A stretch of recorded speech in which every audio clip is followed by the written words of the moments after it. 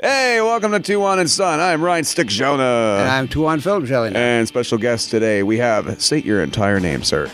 Jason Calvalier. And you are, tell the world, like we know you, but the world doesn't know you yet. But they do, but they don't know it yet. Now tell them your profession. I'm an actor and a stuntman. Oh, yes.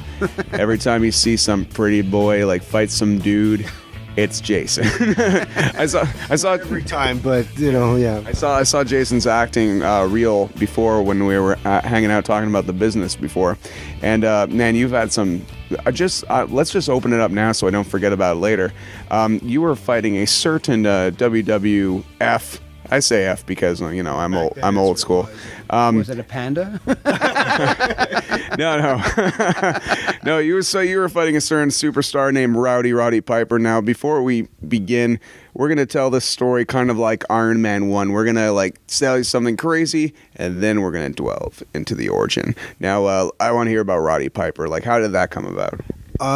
They were doing this film in Montreal in the late 90s or mid 90s, back when Montreal still had a lot of low budget action movies, stuff that was shot direct to DVD. And at the casting house, they were looking for a lot of martial artists and a lot of bad guys that could fight and act. And I originally wanted to audition for a very small role, a guy that Roddy in the film, he's in jail. He's accused of a crime that he didn't commit. And of course, eventually he escapes and goes to save his wife or something like that. But what an original plot. Yes, we've never seen that. Loser. Yeah. And one of the roles was a small fighting role in prison where he's got this guy who's like a sparring partner. And it was like 2 days of work. And I started training for it like 2 months ahead of time because they wanted a guy that was really, really ripped and had like the prison look. And so I started growing my facial hair and doing all that. When I showed up to the audition, like I knew about the film ahead of time, I showed up to the audition, I started demonstrating what I could do, like what martial arts I could do, what kind of reactions I could take, like, you want the bad guy, the hero of the film to look cool, so here's how I can wipe out for him. The next thing I know, they called me back 2 days later and they said, we want you to be the main bad guy that he fights at the end of the film. So that was a bigger acting role that I had to audition for, and also a bigger fight scene. So through that process, I had to go meet Roddy, and he didn't know me, and he had to try me out. And we were about the same height, but he was, just much bigger. But not from juice. No, not grape juice anyway. But It was from the waters of Loch Ness, it was. I won't say where, but yeah, it was probably definitely a little bit of chemical enhancement. He wouldn't hide it though. He'd be pretty upfront about it. And I'll tell you why later. Okay. But yeah, we did a few moves together and a few things. I showed him how I could wipe out for him. And obviously I wasn't like, back then grappling was not as big as it is now. And I'm still not really at all really very well versed in grappling. But all his fight choreography was like based on WWE stuff, and all mine was punching and kicking and flipping and doing what I do. But what I did do is like when he'd hit me, because he outweighed me by a good 40 to 60 pounds, is like I would just take a good wipeout, like hit the wall. So he liked that. So basically that was my seal of approval, and that's how that came about. You make me look strong. You're hired. Yeah, that's pretty much what it is. You're not like Hogan. Yeah, and often the job of a stunt guy is like, or especially a screen fighting bad guy. That's what it is. You come up, say a few lines, and you got to wipe out really, really good, and do it over and over and over. Like in that clip you saw when I did the 180 and come down on my stomach, it's basically just a back handspring, but you don't land it nice. You crash it. I had to do it like 7 times, and I think like on take number 4 or 5, I jacked up my shoulder, and I still feel it to this day. But I had to do another 4 or 5 times after that. And that's what you get paid for. What was the other thing you were going to say when you were talking about it? I'll talk about that later. The juice? Well, the steroids. Roddy was pretty open about it. Like he didn't really hide it. One, it's due to the fact that man for his career, I mean, he was performing every night as a professional wrestler, and essentially, like, I thought doing stunt work was hard. This guy, like, from the time he was like 16 years old to, I think by the time we did Marked Men, he was easily in his late 40s. He was broken everywhere. So the roids were not just to build excessive muscle mass in his case, but it was to help him heal quicker, to continue to ply his profession, because he has a family to feed, and that's how he fed his family, was by being on the road and doing shows like 6-7 nights a week. And later in his career, I think you remember, he was lobbying for things like Medicare and medical insurance for the wrestlers, because so many guys go there and they get jacked up from constantly being on the road and performing and not having enough recovery time. And you do that long enough, and eventually you're going to break down, and that's another reason why these guys do that. They do say that overtraining is one of the worst problems that we have, right? Yeah. So people they think, well, a little bit of training is good, a lot of training is better, so way more training is even better. Yeah. But that's not true. At a certain point, your body doesn't want to take. It doesn't need. Well, it needs more time to recover. Well, yeah, at least as much time as the training. And if your training is hard, then your recovery has to be harder, like even more, just as intense as the training itself. Well, nowadays you see all these things like baths of ice water and things like that, which are supposedly there to get you back on your feet faster.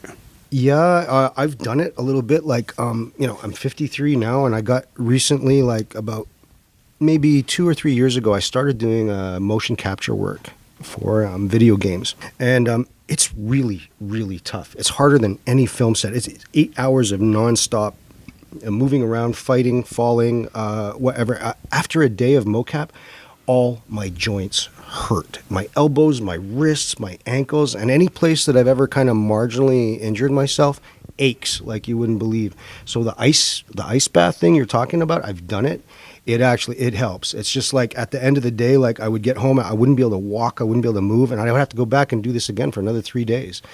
I would literally pile up the bathtub full of ice and as cold water as I could possibly stand, and try to do it for like 10 minutes. And it's not a cure-all, but it definitely helps. All right. Yeah, it works. So let's go back in time. How did you find yourself in fact, actually, before we even go back in time, just tell us what martial arts you do. I started, oh boy, I'm embarrassed to say this in front of your dad. I started in Valleyfield studying what someone claimed to be Jeet Kune Do, which I later found out was not, ever officially sanctioned. None of the techniques really resembled that much, but this is what the guy called it, probably because he wasn't... I met him. Have you? Yeah. Really? No, he used to wear a karate uniform. Not the same guy. Not the same guy? No, this is another guy, but I think I know who you mean. Oh, okay. Yeah, and I studied with him too. Oh, okay. But this guy called it that, basically because he had entered some Quebec tournament at black belt level, had never trained, had never really done anything much except a few classes, but he was just such a brutal, effective, and very strong guy who had picked up a few basic techniques, and he was really, really aggressive, that he managed to win a few tournaments and figured, well, I've kicked all these black belts' ass, I deserve to wear this black belt. But because I think that he hadn't been formally trained for very long in any particular system, he opened up this school and called it JKD. I entered the school not knowing anything. I'm completely ignorant, just knowing I wanted to learn how to punch and kick and look cool and keep myself from getting my head kicked in at school. I joined this school, and, I learned a few things. After a year or so, some of the other students were itching to join tournaments, and they wanted something more structured. So he did actually go get his black belt from a guy here that was teaching Taekwondo named James Lim. Okay. So he did actually get some formal instruction, but that lasted for another 2 years. And then the school closed down, and that was that. After that, I joined the Army. And I met a lot of people, because there's people from everywhere. And I continued training with people that I met. Like I'd meet some Vietnamese guys that did some Vietnamese style. I met some Chinese guys that did a little bit of Kung Fu, but it was all very, very informal. And I did a little bit of that, during off hours while we were doing the training. And then when I left the service and came back to Montreal, I entered university, and I had done some Taekwondo for a while and figured, okay, well, that's the thing I'm the most familiar with. I'll go back and do that. And that's how I met your dad, because you were teaching at Concordia University at that time. I was attached to the Concordia Martial Arts Club. that was operating out of the Victoria School gym. Right. Were you associated with Mike Gregory, or was it just at that time? Or No, were you well, I mean, I was associated with him in that we were friends, but Mike Gregory was the head of that club, and he was the person. It actually was a club to begin with, and then eventually became an activity at the university. So then they had a taekwondo club, and then from there, that's when they expanded into all the other things. They started doing. They did a bit of Silat. They did a bit of Kali. I think they even got Salimusli in there to start a Savat program, things like that. But all these things, like, because when I met Mike, he was doing, I think, strictly Taekwondo at the time. And then after his class was done, I would see you guys come in with the sticks and all the other stuff. And I was like, oh, that looks really cool. So is that how you guys... Well, I met him in 1982. I brought Leo Gahe to Montreal for the very first time. And Michael Gregory was one of the participants in that seminar. And so it was great. It was like, oh, okay. And he said, oh, by the way, I run something down at Concordia. If you need space or time or whatever, I can provide it. So I went down. I started participating. About a year later, I found myself needing a place to train because I was teaching at around that same time at the Sun Youth organization on. I guess St. Urban Street. So for you, it was double duty. Yeah. Well, what happened is actually I got kicked out of there by one of the guys there who told me that whatever I was doing wasn't welcome there. So I was fine. So I left and I spent the summer in the park, and then I started teaching out of Michael Gregory's place. I did that, and then I found my first real school on St. Catherine near the old Montreal Forum. Yeah, I vaguely remember that. Yes. Well, anyway. But this is not my story. This is Jason's story. So But it's part of my story. That's where I got first exposed to the Filipino arts. And I got my first taste of real JKD at a seminar that you hosted for Dan Inosanto in the... Yeah. Back then would have been in the mid-'80s. Well, late 80s, actually. I think he first came to Montreal in 1988. Okay. Yeah, that sounds about right. I got to ask about the moment you realized that you were doing wrong JKD and when you realized you were doing right JKD, because at that point, you're just like, the way you told your story, you sound like a small-town girl getting off the bus and having some guy approach you and said, hey... Well, I learned some JKD in my van. Small town girl, yeah. Thanks, Ryan. A small town girl. You were just Santa back. You were just Santa back then. You've had some work. You've had some work. Well, to be honest, yeah, I realized. I think after about a year, because I'm your classic nerd, I guess, that anything I start, I really get into. So what I was doing is, when I was told this was JKD, I started buying every book. Anything that came out that had material, and I quickly figured out that, hey, what we're doing in the class doesn't really look like this kind of stuff. But it was the only place I could go at the time, so I just dealt with it, and I started picking up what I could from the book and trying to incorporate that. But I mean, a book is different from actually... The people in the book get to keep their pants on. What the hell? Yeah. But anyway, right, yeah. you were so gloriously inappropriate. It's impressive. Thank you. Yeah, I realized pretty quickly, but again, I didn't have many options open to me at the time. And so, yeah, that's pretty much that. How did you start getting into acting and stunt work and all that? Because you're a military man who liked doing martial arts, but how do you get to where you are now? The military indirectly pushed me into the acting. I always knew this is what I wanted to do for a career. I wanted to do acting, and I wanted to do stunts and anything especially be in action films. When I was 13, my dad gave me a Super 8 movie camera. You probably don't know what those are. Your dad probably remembers. My dad gave me the 1997 equivalent of a Super 8 camera, a video camera, and it was the greatest thing ever. Even in 93 after Wayne's World came out, my friend and I were mimicking Wayne's World, but I like Garth more, so I call it Phil's World, and my mom and dad are like, why don't you call it Ryan World? It's your freaking camera. Because I'm the blonde one.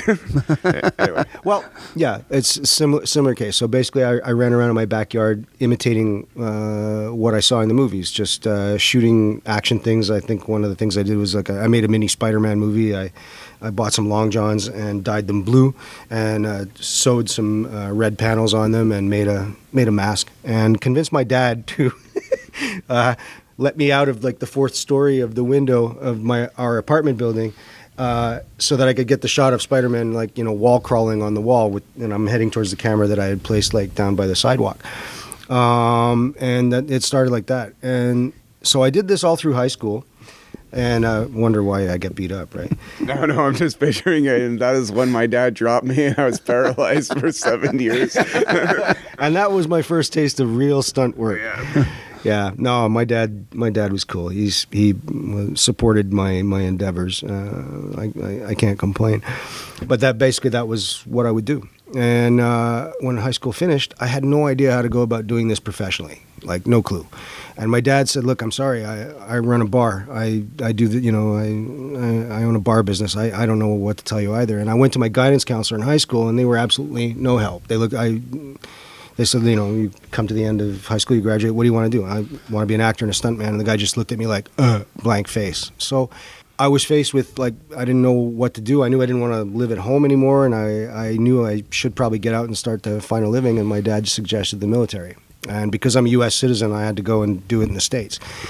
I did it for 2 years. It was fine. The physical training was awesome, but it taught me real quick that, I can put up with this, the getting up in the morning when people yelling at you constantly for no reason and doing things like for really no reason.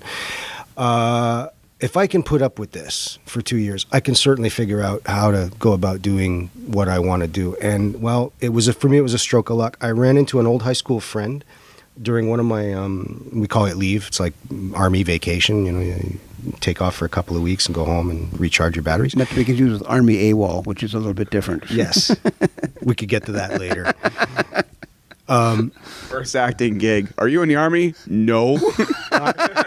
Not anymore. I ran into a guy that was attending university, and he was attending a script writing class. And he showed me this course book. It was at Concordia. Full of all these classes you could take. Like, there was acting, directing, acting for the screen, filmmaking. I was just like a kid in a candy store. I'm like, are you kidding me? You can go to school to learn this stuff? So back when I went back to the service, my head obviously wasn't in it anymore. And I'm like, okay, this is what I'm going to do. And that's that. That's how it started. So I initially auditioned, I initially applied to be a filmmaker in their filmmaking program at Concordia. And because my films were all too sort of commercially based, because you had to make a small film to show what you could do, I definitely showed aptitude for editing, because action films require like a lot of fast-paced editing. The good ones do, at least. Yeah. Well, actually, no.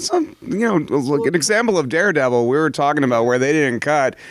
There was no editing, but there was so much strategic planning to make sure you didn't need the crutch. Yeah, in that case, the performer is visually dynamic. He's the one providing the movement. But if everything is a one-take shot, that gets old too. In any case, my films were deemed too commercial, too basic, and whatever. And so I wasn't initially accepted in the filmmaking program.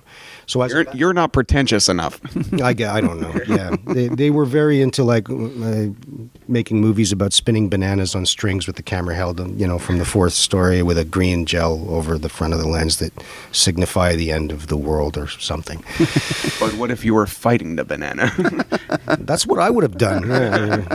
So, as a backup, I was taking acting classes on the side to learn how to be able to talk to actors, because I figured if I'm going to direct, I might as well learn that language. And the person that was teaching the class kept urging me to apply for the professional acting program, and I said, yeah, well, whatever, maybe, sure. I didn't really take it that seriously. But when I knew that the filmmaking thing was going to be more difficult than it turned out, than it was, I applied, and they accepted me. And so I stayed for the next 4 years at Concordia just focusing on acting. And that's how it started. Now let's go dip back into the martial arts. What kind of martial arts did you find yourself doing more and more? I started, I'll tell you what I've done, like what I've studied formally. I started, like I said, with, bogus JKD. Then it moved to Taekwondo. And then I did some kickboxing for about 6 months and got my head knocked around real good, but, it taught me how to keep my hands up and whatnot. After that, I went back to train with Kim Dutrin, she was a forms and point fighting champion. And her style was a mix of Taekwondo and Shotokan. So I ended up getting my black belt in Taekwondo finally under her, and I got a brown belt in Shotokan. After that, I really, really wanted to pick up something like hyper fancy, because by then I was working in films and I wanted to do something that would, give me some flashy techniques that I could show off. Because I could do a few flips, a little bit of gymnastics and whatnot, but then I was starting to see like where are all these other cool kicks, and like the sort of extreme kicking that you're seeing now was just starting to come into vogue. What particular movies were featuring these things, just to get in the headspace? It's hard to say, because the States, or I should say North America in general, by that point was easily about 10 or 20 years behind what was happening in Asia. Because when I was getting into martial arts, when I started when I was 14, I was making trips to Chinatown and watching Chinese movies. So I grew up on Jackie Chan and all the stuff that people only later found out about, that they had no clue who he was. So it was like generally these kind of things. But I guess what happened later would be like things like Mortal Kombat, the second one especially, the Robin Shou that he directed. Matrix type films. But again, what I'm saying is like I had the vision of doing this kind of stuff maybe 10 years before these things came out, because they're really not that new. They're really just things we've seen in Asian movies that kind of already existed. Mm-hmm. So I figured, okay, my choice back then was like, I'm either going to do capoeira or Wushu. And I couldn't really find a kind of a cool capoeira school, and just by luck somebody introduced me to a guy from Shanghai that was teaching Wushu, so I went into that and I did that for like 8 years. I had originally only intended to stay long enough to pick up a couple of flashy moves like butterfly kick or butterfly twist, and then I started to fall in love with the weapons. And what initially was going to be, I thought, an investment of like 3 months or however long it took to pick up the fancy moves, I ended up staying 8 years. So I did a Wushu for 8 years. After that, again, a little bit more kickboxing. I did some Aiki Jiu-Jitsu just because I figured picking up some of the fancy flips, like hitting the ground and not getting hurt too much, would be a good idea to know. I did that. Lately, it's been more the Kali, Arnis, and JKD. That's pretty much where I'm at right now. Perfect. All right, so you got these skills and you got the acting chops. Now, how do you get in the industry? What was the first role you did? The first thing I did, I've had a lot of lucky breaks. The first thing I did, almost getting out of theater school, was I auditioned for a teen soap opera that... Where none of your martial arts skills were required at all. No. And I initially, I looked at the production value of everything, and I thought, this is never going to make it on the air. But I looked at it like, this is going to be a good experience. I'll maybe work for 2 or 3 months, collect a small paycheck. This thing will die in a few months, and then I'll just move on to the next thing. It ended up lasting a year. It was never very popular in English, but when they translated it into French and played it on the French channel, it kind of, I won't say it hit the roof, but it was popular. They kept playing the same season over and over for 3 years, even though we only had one season's worth of material. And it spawned a couple of French-Canadian copycats like Chambranville and Watatatao, or whatever that is. Or WTF. Yeah. So, that's what started. And then after the soap opera died, I started auditioning for the mainstream movies that were being shot in Montreal. And there was always, back then in the early 90s, there was a lot of, direct-to-DVD action movies being shot here, like with Roddy Piper or with Jean-Claude Van Damme and Michael Dudikoff, American Ninja, these kind of things. Always need bad Gary guys. Daniels, yes. That was another one that... Hawk's Vengeance. There we go. Yeah. There's my one claim to fame. Which was awesome. And I still say to this day, that's the best fight scene in the movie. If you guys can track this down and you want to see Sifu Gelinas kicking ass and getting his ass kicked. Oh, yeah, because I'm getting paid to do that. Yeah. Who's the one that gets stabbed in the crotch? I can't remember. It was either Tony or Martin. No, Norm. I think it was Normand Grimard. Okay. But it might have been Tony Chana. I just remember going to the Imperial to go see a screening of it, and there was boobs in it, and that's all I really remember. I've got to ask you something. That being probably your first film experience? The only. Okay. Yeah. But what was your impression when you got there? Did you have in your mind it was going to be a certain way, and then it was totally not like that? Well, yeah, because first of all, I mean, there was this thing. I wasn't contacted by the film. I was contacted by the bad guy. Because it wasn't Gary Daniels. Cass Magda. Because Cass had come to Montreal and he wanted to he was starting to off in the movie business, and he wanted to make a splash. So I guess he was trying to get into the thing because he was the stunt coordinator for this, and I think that was Jean Frenette's stunt team was the backup guys. They were doing all the other stuff. They were doing most of the stunts in the movie and most Back of the then? Yeah. Okay. This was a long time ago, but I mean, he was at least that seemed to be the way it was. So Cass called us up and he asked me, is there anybody in town that can do this? And so I had a couple of advanced students, and so we did it. We would meet at the Hotel du Parc a couple of times a week and train. They rented the ballroom downstairs. And So they contacted you before they a little started, yeah. in advance of the film. Exactly, and it was I was kind of surprised because you can spend your time thinking that I know as much as whoever knows what this stuff is, but you realize that 80-90% of it is who you know and how you know them, and will it do them any good to hire you or not? Which is a pretty good indication, because there's an awful lot of times you'll see people and they'll go, "Wow, it's so great to see you, man," and as soon as you turn your back, they're going, "Wow, I hate that guy." Yeah, that's an unfortunate, definite, part gosh. of the business. A weird question. All right. Do you think, I was thinking about this the other day because I have a huge collection of old martial arts stuff and new stuff. You think Billy Jack is due for a remake? Probably, yeah. Actually, yeah, that would probably really work. I mean, it's too bad that Hapkido didn't have the same kind of surge popularity. Yeah, because I know Bon Su-han, who was the stunt guy in that movie with Tom Laughlin. It was he was really good. He himself, went through quite a bit of personal stardom. I think he did a bunch of other movies out east.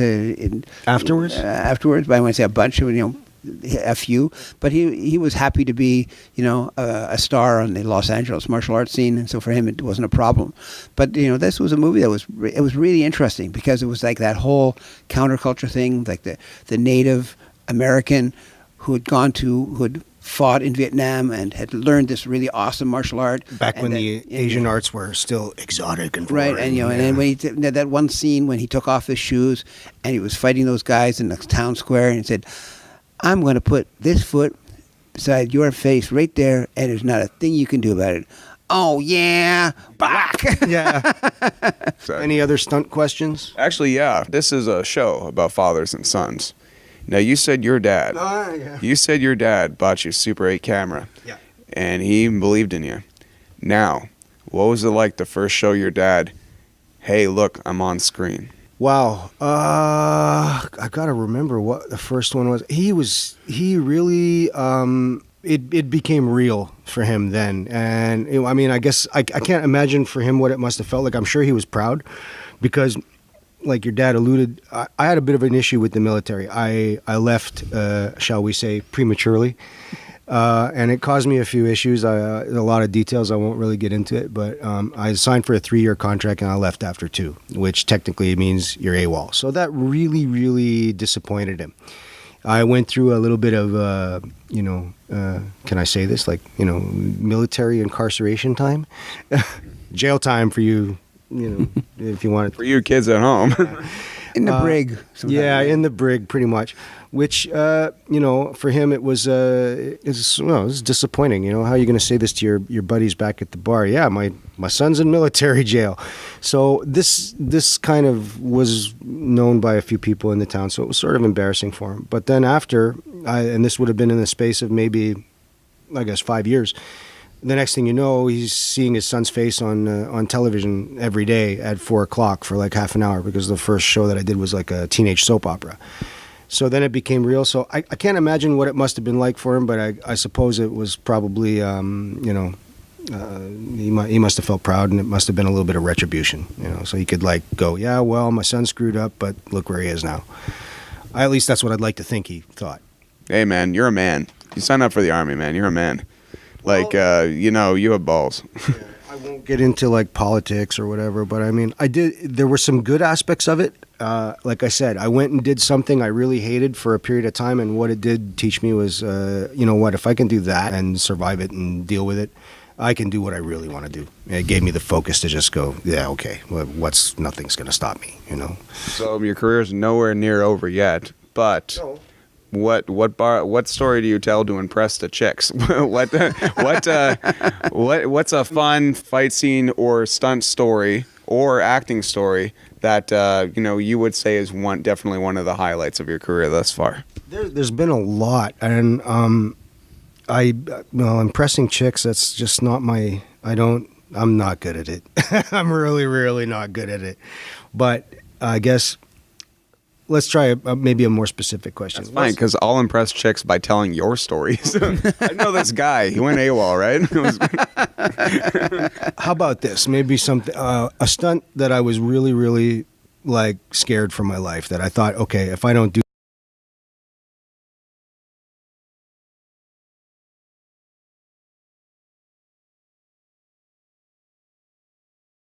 this right, I'm going to get really, really hurt, like bad enough to like maybe not be right for the rest of my career. I had to do, there was a gunfight in, again, one of these low-budget films. It was starring David Soul, the blonde guy from Starsky and Hutch. At the end of the gunfight, he finally figures out, hey, I got a grenade launcher on my gun. I'm going to use it to shoot at these two guys that are shooting at me. So he shoots it at us, and we kind of get exploded out of a window. And the way that they were going to do this was with the piece of equipment that we call an air ram. It's like a pneumatic platform that basically launches you through the air. And this piece of equipment, it's pretty dangerous. It can be really tricky because it has a lot of pressure, and you have to hit it a certain way. When you step on it with your leg, you have to leave your takeoff leg has to be kind of tense, and you have to kind of ride the push of the machine. And if you do it wrong, you can get really, really messed up. I've seen guys like put their face next to this thing and it hits them in the jaw, and basically they got to go to the hospital and get like rewired and jaw surgery. I saw another guy step on it, and his weight placement wasn't right. It was too far back, and it basically sent him forward, feet first forward, and he came down on the back of his head. He went kind of like tumbling and came down on the back of his head, like missed the mat completely, hit rocks. So this thing I had a healthy respect for. By itself, it's dangerous. To add insult to injury for this stunt, we had real glass, because we don't use a lot of candy glass in Montreal because it's very expensive, and the size of glass they needed, like to mold candy glass, would have been just too expensive. So we use what's called tempered. It's like what's in the windshield of your car. And what they do is they put these mini explosives in each corner of the window, and they time it that when you're about to hit the glass, they break it just before you hit it. And if you watch carefully in some movies, the next time people go through glass, if you pause the film and frame by frame, you can notice sometimes this technique. You'll notice that before the guy actually touches the glass, it will shatter just a split second before he hits it. But when they run the film at regular speed, you don't really notice it. You just see it shatter, and the guy goes right through it, and it looks like he broke it. But if you pay really careful attention and you like do it like frame by frame, like I said, you'll probably spot the technique. Well, that's what they were going to do. So that plus an explosion underneath the air ram. So my job was to run at the air ram, and the effects guy was going to time it off me to pop the window just before I hit it and break it, and set off the pyro behind me to give a big flashbang effect. But the problem was we were shooting in a heritage house, which couldn't be touched or damaged really in any way. And this entire window was framed by not really a log, but a big beam. So they took out the window, but the beams, the actual frame of the thing, was huge and solid. And I knew by the angle of the air ram that if I didn't alter my usual technique of going off the ram, I was going to hit the beam and probably break my neck. So I was a little nervous about it. So what I did was A little nervous. Yeah. The day before, what I did was I measured the dimensions of the beams, and I went out on the front lawn with the air ram, and I practiced like going through the dimensions. And sure enough, the first couple tries, I would have went right through the beam. So I practiced all afternoon long. And I got it to where I was comfortable with my takeoff technique, and I was just clearing, with my head. Mostly I was worried about my head. I figured if I clipped it with my heels or a little bit my back, it wouldn't be as bad as hitting it with my head. So we come to the next day to shoot the scene, and I still am nervous as hell, and I'm really scared because we don't have many takes at this. It's low budget. You blow this, they got to reset the whole thing. Director looks at you like, who are you? You creep. You're not a professional, whatever. And you want the stunt coordinator to hire you again. So I had a lot riding on my shoulders. The other guy that was playing the bad guy, his job was just to run at the window. He wasn't going to go off any complicated platform or anything. He was just going to trail behind me slightly, like 2 paces. So once the window was already broken, I'd go through first and he'd come through afterwards. And he was more of an actor guy that was physical, not really a stunt guy. So the plan was, on action, he waits for me, lets me go, and then he trails behind me. What happened was, they call action, he bolts. And I'm like, holy shit, this is it. I'm half a step behind him. They're going to pop the window and the pyro when he goes, not when I go. What happened was, he hit the window, pyro goes. Just at that moment, my foot's on the platform. Pyro goes off in my face. I close my eyes, and at that moment, like they say, time slows down, everything, just goes. And I pray to God that my body is going to do what I trained it to do the day before, because now I can't see. So I close my eyes so I don't get the fire in my face, and I'm like, okay, here we go. I could come out on the other side okay, or I could not, whatever. I go through, come out through the window, everything's fine, shot looks great. I'm cut, but that's normal because it's real glass. It's not a big deal. And I'm in a, like, whenever you do one of these, this was like a massive dump of adrenaline in my system. And you're just like, you're literally like in another reality. It's just like, yeah, I'm okay, right? Fine, yeah, I'm alive. I'm alive. Yeah. Awesome. I'm okay. And that's it. So that was probably my scariest, like most, like, this is a real stunt that I got to get right. And all for a movie that nobody saw, that you find in Kmart for $2 in the bottom of the bin. What's it called? I can't remember. I think it's something Crosswinds. It's called Crosswinds. Well, if you see crosswinds and you see a massive stunt of two dudes falling out of a window, no, it almost killed Jason. Yeah. Wow, that's an insane amount of story, man. Makes me feel lazy, and at the same time, extremely safe to just be standing here. I'm like, wow. Not every stunt you do is one of those. Yeah. They're not all like that. And a lot of people in this business, they get in because, like, their stunt consisted of, like, falling off a chair or something like that. And then, yeah, legitimately, technically, it is a stunt, and you can call yourself a stunt guy. But I wouldn't dare. In fact, I was so, like, respectful of what these guys did that, like, I wouldn't dare call myself a stunt guy until I had 6 only stunt credits, meaning I got hired to do stunts and not just be an actor that kind of got tossed over a fell table. off a chair. Yeah, I fell off a chair, got tossed over a table or something. Like early in my career, because of my look and what I looked like, and because I was physical, I ended up playing a lot of bad guys, and I was usually hired to, like, fight with whoever the hero was. And later, I would just like to, when he's telling you stories, I've seen his acting reel. I want you to picture Jason with a crap ton of mullets and 90s bad guy wigs. All right, please continue, Mullet Man. Yeah, anyway, what started happening, like, when I started playing all these bad guys, is the stunt coordinators got to know me, and they started to hire me for just stunt-only jobs. And that's kind of how it started. So I've always had one foot on the acting side and one foot on the stunt side. And yeah, that's sort of what led to it. Recently, I a lot of times when you're doing stunts or whatever, some people, when you start to get to be too old to do stunts, you move on to coordinating and you move on to planning the stunts and choreographing and whatnot. I've gotten the chance to do that for some pretty high-profile films. But I'll be honest, it's not, like, really... The only reason I wanted to learn to choreograph and coordinate was because I wanted to learn how to make my own fights look good. Because a lot of times they're not shot well, they're not edited well. You can do this awesome choreography, but at the end of the day, if it's shot like crap or it's edited like crap, everything you've done is for nothing. And you can't see it. And I didn't want that to happen. So I tried to learn as much as I could about that side of the business.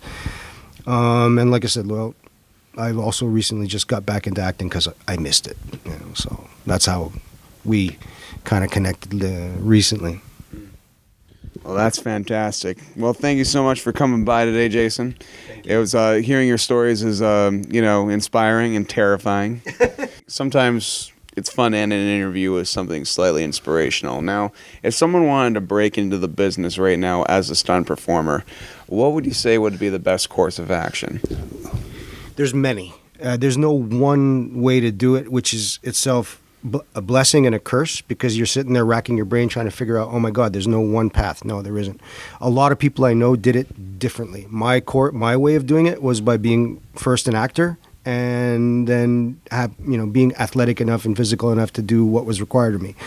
Some other people do it by having a really solid grounding in a physical discipline of some kind, be it race car driving or drifting, or being a ex trampoline champion or ex martial arts forms champion, or some other aspect like that.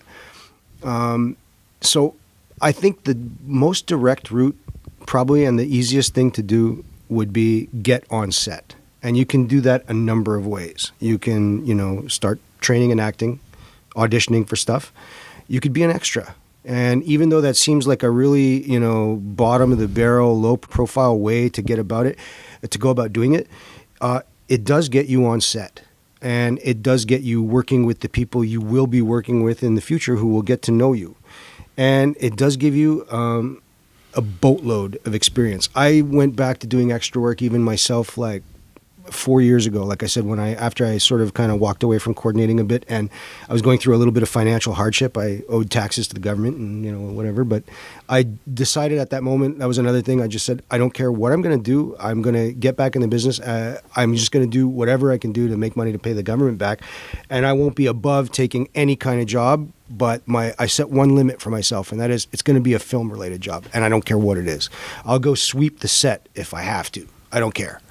I will, I'll carry boxes. I'll do whatever. So I did extra work. I auditioned for everything under the sun. I still continued to do stunt work. And as it happens, I got offered a chance to go read at the casting house. And after reading at the casting house for about 6 months, they started to ask me to direct sessions. And so now I'm kind of doing that I've been doing that for like about 3 years now. And that's a good part-time job. So I'd say don't be above doing anything. Do whatever you can, and don't pass judgment on anything, because you never know what it's going to lead to. All right. You don't know if it'll be Billie Jean or Billy Jack. Oh. All right. Anyway, thank you. That's a thriller. Yeah. Oh, Dad, you're bad. But I'm a smooth criminal. This is not gonna end, guys. Oh, guys, heal the world, okay? Okay. And with that. All right, end of that. Just remember, everyone, thank you for listening to Tuhon and Son. Go to MontrealMartialArts.com to get more information about Gamma, one of the original mixed martial arts gyms in Montreal. In fact, maybe one of the first. I don't know. I wasn't there. I was sperm. Anyhow, thank you very much for listening. And just remember, kids, it doesn't matter if you're black or white. Oh!